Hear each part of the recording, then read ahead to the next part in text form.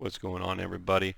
So recently I switched from console to PC, and what I wanted to do is kind of go over some settings that I've learned that have really helped me out, and hopefully this will help somebody who's kind of switching over or just wants some new ideas for settings. So let me switch this screen here, and we'll just get right into it. So one thing I want to start with is mouse sensitivity. This was really hard for me. If I looked at some of the streamers that have their setups online, what I quickly realized is that their setting was so much lower than what I had to be at to kind of achieve the same thing.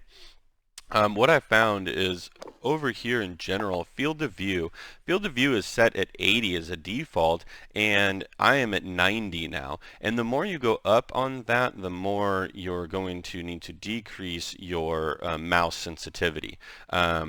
I want to go up to like 95 and 100 to get just a little bit more of peripheral vision, but that's going to mean that I'm going to need to go down on my mouse sensitivity as well, and I'm just not ready for that because I've been doing it for 2 months or so, and I'm still learning the mouse, so I'm getting a lot better at tracking and whatnot. But I want to take it slowly and get proficient at this first. So that's the first thing. Field of view, you need to bring it up because as you can see from the graphic there, you want to have a higher peripheral vision so you can see people on your sides, right? If you have more screen, you have more view. But I went from an 80 from a 9 mouse sensitivity to a 6.5 now. This got me to where the streamers are and anybody who has their stuff online, right? This got me right in the range with those guys. Everything is going to be a little bit different. If you want to flick and be able to completely 180 on somebody that's shooting you in the back, then this sensitivity is not going to work for you. Um, if you look at advanced, I've left everything at 1. I don't need to change anything around there. Aim down sights. Okay, I use 0.7 and 0.75 for my high. The transition is gradual. This works for me. Now, I know some people, especially PC controller players, and the really good ones as well, they want to be at like a 1.0, 1.0. That doesn't work for me. My tracking is off. Hopefully, as I get better at the mouse, I'm going to be able to rise that up. But this is a good starting point to be able to control. So moving on from that, so you got field of view. Um, graphics are different for everybody, okay? So if we get into that, obviously you can see I have the 3070, so this is a decent card. It's not the greatest card in the world, but it is a good card. And all of my settings are on high. Now, if you stream, there's a couple of things. Low latency you definitely want on enable and boost. I have a custom frame rate, so I cap it at 120. Now this is for streaming, okay, because I could get 160, 170 frames, but then I'm pushing so much through the CPU just to play the game that I can't stream. If you have a dual PC setup, which I'm currently working on building, you're not going to have to worry about the CPU usage because your load is separated between two PCs. But this is if you're on one PC. You want to cap that frame rate, and then in the out of focus and in the menu, I cap it at 60 because I don't need high frames there. It just doesn't. It is not beneficial, and it gives my card a break. You know, if I was doing 120 frames in the menu, I'm not letting my card cool down. I'm not letting it take a break in between games. My highlights are disabled. This is also for streaming. NVIDIA has this awesome thing. It will capture every single kill that you get. But I have it disabled for streaming because if I'm streaming, I don't want this thing to now start saving a video and cause me frame lag on my stream. It just is way too CPU heavy, so I don't want to do that. If we go down, screaming quality is normal. I don't really want it, obviously I don't want it on low, but everything else I can still set on high. Now, if you have a little bit lower card, then you may want to just set everything on normal, and the picture is still really good. It's still really good. One thing I did miss up top though is that I am at 1080p.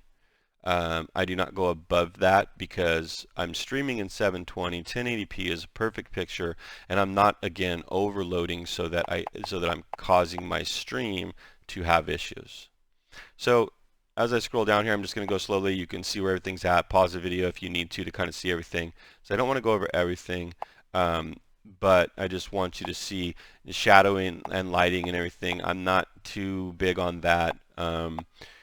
It's not really necessary um, for gameplay, right?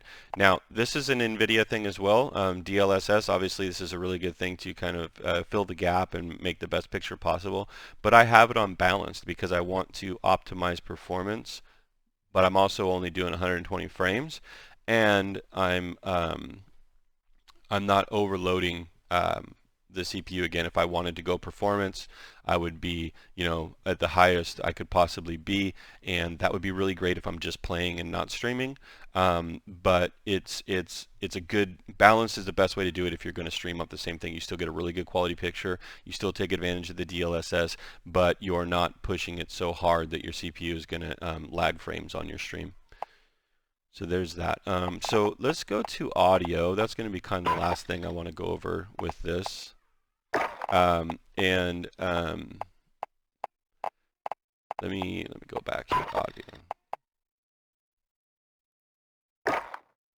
I don't even know what I changed, but I'll go back to that later. Okay, so boost low has been the best. Now, if you notice, I have the Astro A40s. I have the Mix Amp Pro. I have it on mono setting, so you will see here that this is disabled because I don't need it on both. I also have the third pre-programmed down. There's 4 of them. I use the 3 pre-programmed down, and this really helps with this volume setting to amplify footsteps and gunfire. And that is really, in the game, all I want to hear. I mean, it also does parachutes and people coming down and that sort of thing. So it's just the sound effects are very good. So boost low, master volume, 100%. Music is nothing. I don't want to hear any of the music at all, especially with the 80s theme that they have going on. Drives me nuts. But you notice when you launch in a game, or sometimes there's just like that eerie music or whatever. I don't want to hear that when I drop in, especially if I'm hot dropping. I don't want to hear music. I want to hear footsteps. So I have that completely turned off.